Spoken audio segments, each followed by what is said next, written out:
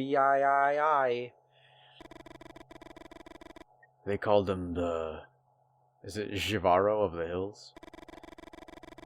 What he did lacked a ritual component. It had nothing to do with the taxidermy business, even less with mummification. His shrunken animal heads were art sold as collector's pieces.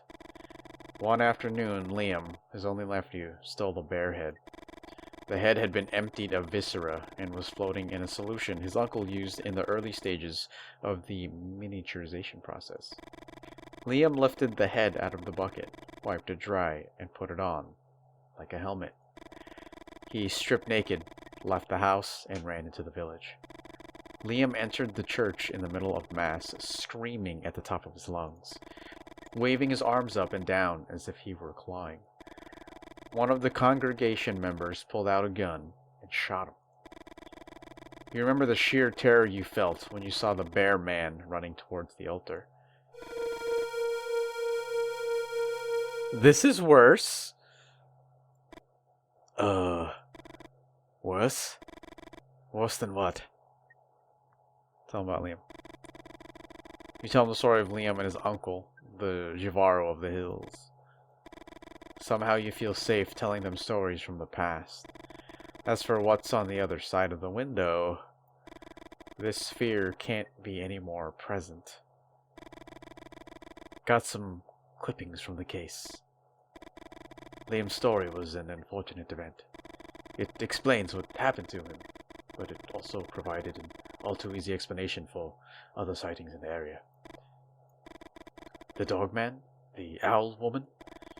Many people told me stories about similar creatures and the moose. Lou adjusts his glasses. Lou Refill Hill. You think I don't know what they call me in town? It may be true that some people make up stuff to get a beer, but imaginations have limits, and in the long run we tend to rely on real experiences when telling a story. Mothmen. They're somehow related to the Leonids and the gathering of all these creatures. Maybe he's right, and all the creatures outside started to appear after the aerial dance of these Mothmen. Check out my grandma. See what grandma's doing. Grandma? Better? What are those shrieks, love? It's painful for you to see how confused she is. 1 second. You turn on the radio. Static. Move the dial to the left. Dial to the left. Dial to the left. No matter which way you turn the dial, all you hear is, I never turn to the right.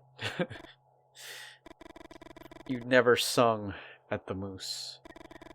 Not even on those nights when everyone egged you on and the booze in your system had drowned your inhibitions. Almost without realizing it, you start singing the lullaby Elsie used to sing to make you sleep. Although more than 40 years have passed, the words come to your mind one after the other. You close your eyes and caress her hair, singing all the time. As soon as you feel the rhythmic breathing of your grandmother, you get up. What was that? Uh-oh. Oh, it's Lee. Lee? Victoria tries to hug Lee while he babbles something you don't understand. At no time does he look up. Where the hell have you been? Victoria? Oh, that was Holt. Oh, wait, that was Holt. Yeah. I was like, wait, that's not Lou. I thought, but he's here. Give him some space. Is he gonna turn into one of those weird creatures? Thank you. And he takes a few seconds to start speaking. I think I got lost in the forest. Babe, take it easy. Victoria grabs his arm and Lee tries to smile. I thought I heard the sound of a river, and I felt someone looking at me. After walking for a while, the noise was deafening, but there was no river. Lee starts to cry. Victoria tries to calm him down. As soon as he regains his composure, Lee keeps talking. And then came the white. I don't know how to explain it. It was as if I could see everything and nothing at the same time. And a goat looked up at the sky to watch the shooting stars. Yeah, that was weird. Stood on 2 legs, like this, you know? Just like us. the hell is going on? I think the time has come. Let me tell you a few things. Luke clears his throat and begins to speak. Although you can't stand his tics or his false dramatics, you want to know what's going on. The Leonids occur every 33 years. Some are intense like those of 1833 or the ones in 1866. Others are weak, 1899 for example. And those are the ones we have records of. You notice that Victoria grabs Lee's hand. Okay, he's not talking. Lou walks over to the window and points to the sky. This year, they're intense again. 1866, 1966. Why a 100-year difference and not 99? That 1 year discrepancy bothers me too. And I think it has to do with the problems of our calendar. And the periodic adjustments that we are forced to make. Tell me, have you ever seen a medieval manuscript? No one answers. Just as you're about to open your mouth, Lou continues. They are usually adorned with warrior rabbits standing on 2 legs. Do you think these rabbits come from the imagination of medieval scribes alone? Those rabbits existed, and they were annihilated by man. Each meteor shower spawns new bipeds.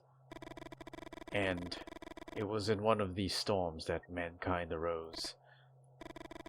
What makes us different from all of them is that we survived by destroying any other biped that came along, or by reducing them to the realm of gossip or fiction. Outside, the creatures begin to fight.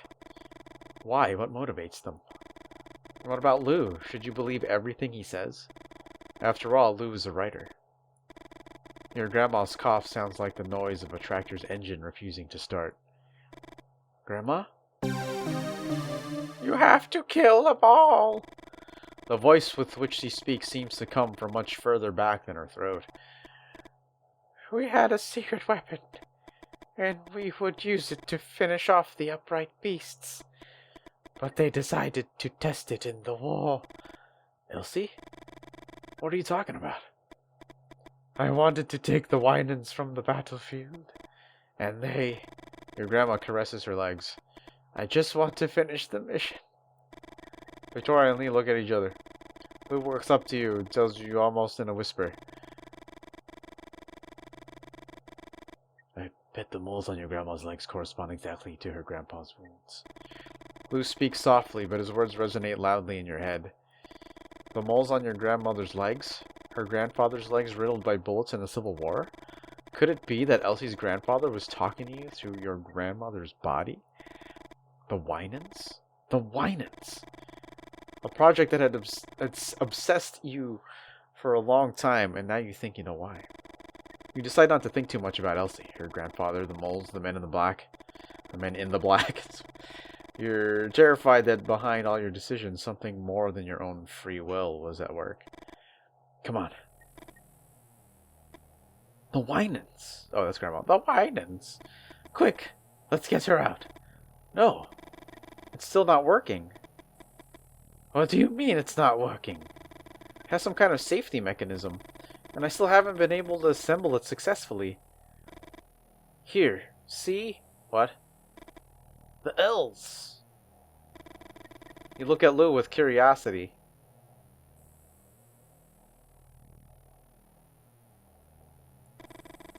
On the blueprints there, those L's are the rubric of a secret society founded in the middle of the last century.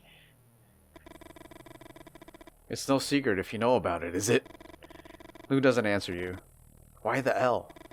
Some say it's because of the way the knight moves on a chessboard. Others say it's because of Lewis Carroll, the author of Alice in Wonderland. Exactly. Interrupt. Okay, keep talking. Lou closes his eyes, holds a hand to the bridge of his nose, and clears his throat. Can this guy be any more affected? A stick I found that weighed 2 pounds. I sawed it up one day. In pieces, 8 of equal weight. How much did each piece weigh? Everybody says 1/4 pound, which is wrong. A riddle? At this moment? Victoria strokes her chin, and Lee nods his head slightly as if he's counting something. Do you think it's time for a riddle, Lou? Lou raises his hands and moves aside. You take a deep breath. It shouldn't be that hard to find the right configuration. Examine pieces. What am I supposed to do, man? Rotate a piece from the first row. Rotate first. I can't tell what row. Oh. It's to the left. Oh, okay. Oh, okay. I just need to piece two things together, and then I can see. There we go. There we go. Okay, that looks like it works. Okay, so let's check the centerpiece back again. Second row. Second piece. Okay, that should work now, I think.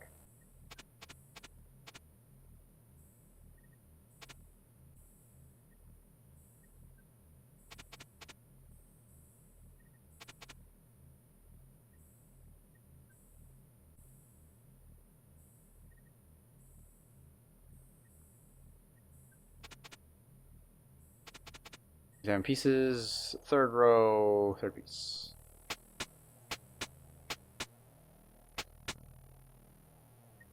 Is that right? Everything seems to be connected, I guess. Test the piece on the machine gun. The mechanism locks into place with a click. Yeah, I got it. The rotation of the Earth really makes... I don't know the achievement. It's too long.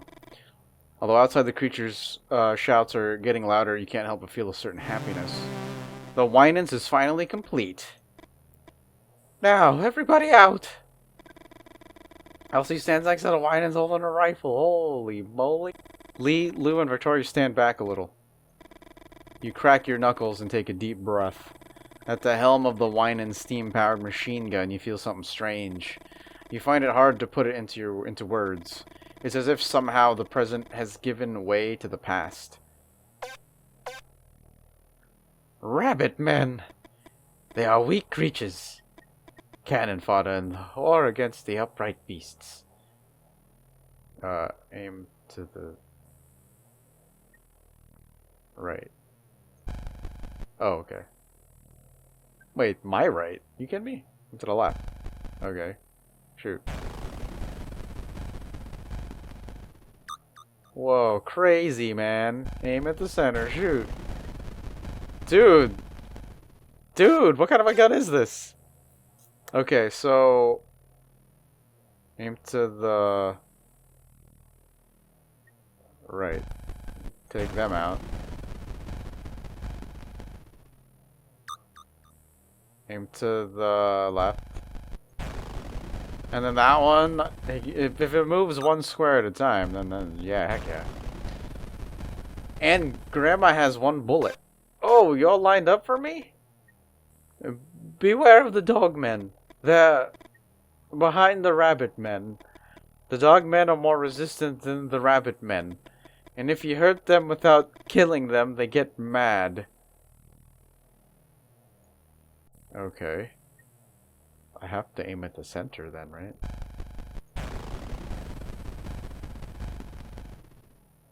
So they're pissed. Oh wait, now that one's mad.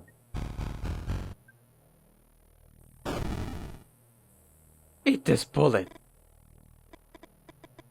I'm here to cover you, but don't get too confident. I can kill one upright beast, and then I need to reload. Oh my gosh. Okay. Okay. So let's kill... Hey! Where are you going? Oh god, I gotta aim at the center first, right?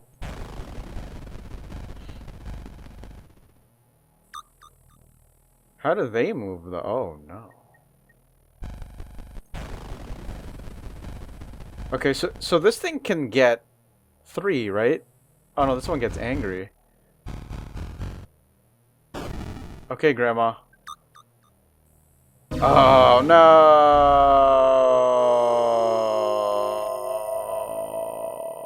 And that's too close. The beast attack. Well, yeah.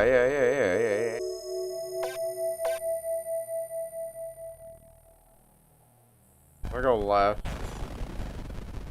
I'll take that one out. And then work the center, and then the right?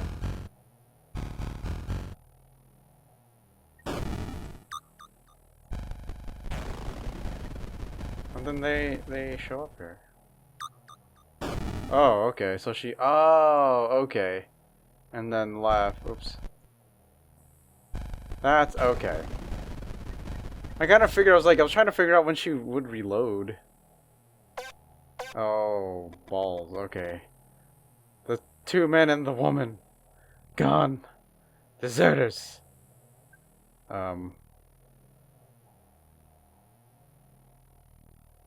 Send Elsie to look for the rest. I don't think I can do anything here, so let's... But she can't walk! You shake your head from one side to the other. You know that Lou was the first to leave, and the helplessness eats you up inside. Go look for them. But... if we're gonna fight here, we fight all together. Yeah. Oh, we can't do anything there, man. You crazy? That was like a no-win situation right there. They're already up at the front. I don't want to keep running away. I should be out there. And win my Red Badge of Courage. The Red Badge of Courage is the title of that Civil War novel you read and reread over and over again. It tells the story of a Union soldier who flees the battlefield.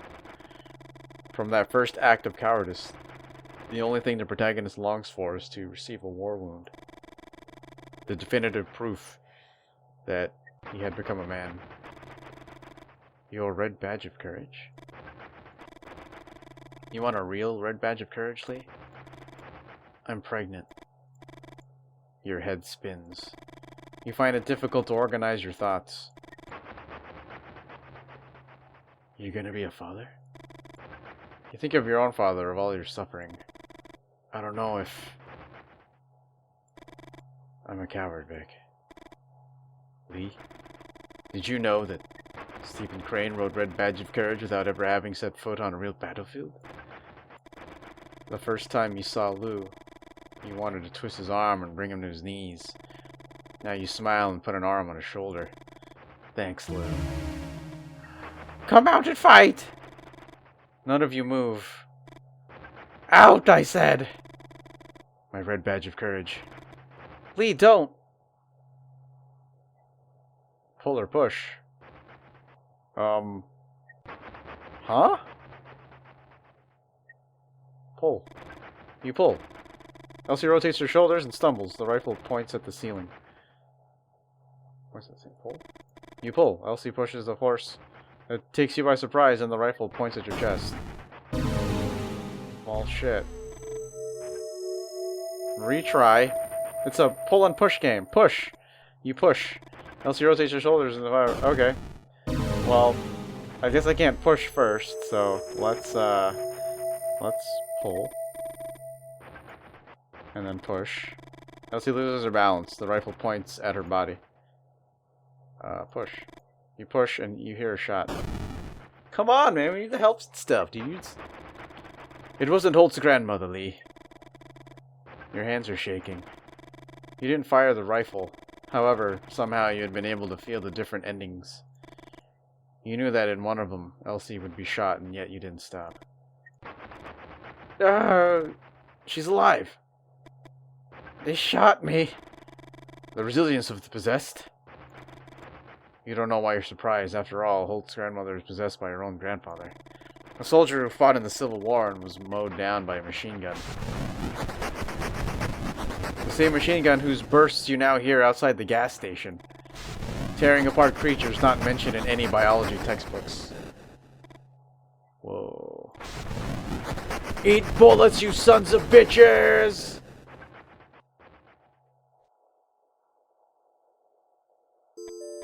Chapter X. Now! You don't think about it too much. As Holt fires the Winans machine gun, you run as fast as you can. If you want to survive, you have to get away from there. The only word you can think of is to describe what you see is pandemonium. And not only in the traditional sense, a place of noise and confusion, but in the original sense of the word, the place where all demons congregate. Lee tries to make himself heard over the gunfire and the shrieks of the creatures. To your left, Vic! You feel jaws closing not far from your neck. You try to run faster. Get down!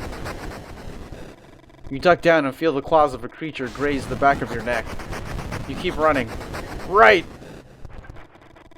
A pigman tries to grab your arm, but you manage to get away. You're almost there. You get in the car and slam the door shut. It was like a quick time event. You hear a knock and you jump into your seat. Let's go, let's go! Lee speeds up, and the Pandemonium is soon behind you. You think about Lee's previous car. What a clunker. And now you know how Lee managed to buy a car like this one. Holt told you. Poor Holt. The Leonids, upright beasts, intrafamilial possession, experimental weapons, and the Order of the Elves, Men in Black, and Mothmen. There they are, the topics of my next book. You touch your belly. With all that you suffered tonight, Lou's comment seems a bit inappropriate. You travel in silence for a few minutes. Are you alright, Lee? You look a little pale. Lee takes a few seconds to answer. I don't know. Lee scratches his head. I can see things before they happen, Vic. Lou leans forward. It's not that I see the future. I don't know how to explain it. It's like I can see several presents just before they happen. Come on, babe. Victoria. What you're saying, Lee. Have you felt it since the episode you told us with the white light? Lee's hands are tightly clasped on the steering wheel. It's not like I can control it. The first time I felt it was in the struggle with Elsie. And the second, when we were running to the car. Lee looks you in the eyes, and suddenly you can feel all his pain. And some of the presence, the creatures, Vic. Lee's voice breaks. The creatures. And he begins to cry. Lay a hand on Lee's shoulder. You feel him gradually calming down with the contact. He rests his head on your hand and you stroke his cheek. After a few minutes, you remove your hand and settle back in your seat. You look for Lou in the rearview mirror and see him jotting something in his notebook. Lou seems to always be writing in one way or another. You envy his tenacity. And you wonder if maybe that's what it takes to be a writer.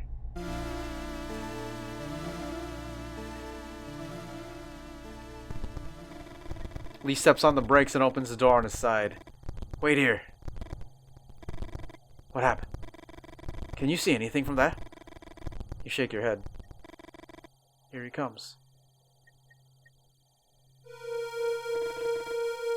A goat baby? It's hurt, Vic. What the heck is going on with this game? I don't know, and look at his hair. It's very crooked, like he's in the military. Although neither of you say anything, you think you know what you have to do. Lee kisses you on the mouth and starts the car. In the back seat, Lou clears his throat. I don't want to be anticlimactic, but the demonization of the god Pan, Satan as a male goat. You do know that there are records throughout history of bloody wars against goatmen, don't you? The end. Okay. Wow. I think I don't know what happened to Holt and stuff, though. Could I have prevented Elsie? That was a weird thing, because I didn't expect her to die. I mean, I thought he was just trying to pull it away. Mothmen, 1960s. A game by Nico Sarantaris and Martine Rupel. Mothmen is published by Chorus. Yep, that's it, I guess. I know there are multiple endings. I don't know which ending that was. I feel like most everybody survived, probably except for the grandma, obviously, and maybe Holt. I wish we kind of had some closure on that, but, oh, 8 years later, okay. There's a mole.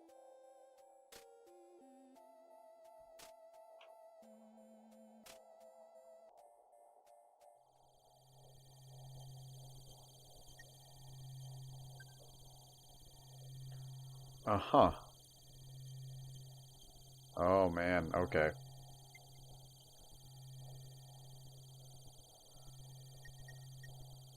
What? Wow. That's crazy how they're, like, raising it. I mean, kind of expected him to, but it's so... It's a homeschooled goat, man. Not just I don't know what ending that was. Crazy. Good job. I enjoyed that. I enjoyed reading. I like the little mini games they had with the combat. I like the puzzles too. They didn't take too long, and they weren't that much of like head scratchers, which was good. You just had to take a little bit of time and do them. But overall, the ending was a little. This is like my initial thoughts. Ending was like a little abrupt, but I'm glad we got that little epilogue at the end. Um, but yeah, that was cool. It wasn't totally freaked out, but I liked it as obviously like a story as I'm like reading it to you all. So obviously I've been playing some games that are like short lately, just so I can pump out like a few games, and this was one of them, Mothmen 1966. I hope y'all enjoyed. I hope you liked my reading. It's like I'm back in kindergarten or something. Except we weren't reading these kinds of stories in kindergarten, but you know those times when you're schooling, you gotta like read out loud the book and everything. But yeah, I enjoyed that. I thought that was pretty good. So let me know if you all enjoyed it too. So if y'all made it this far, thanks for watching. And as always, take care and Tengu 230 out. Alright, y'all. Let's get on, everybody. And please keep smiling, and we'll see you in the next series.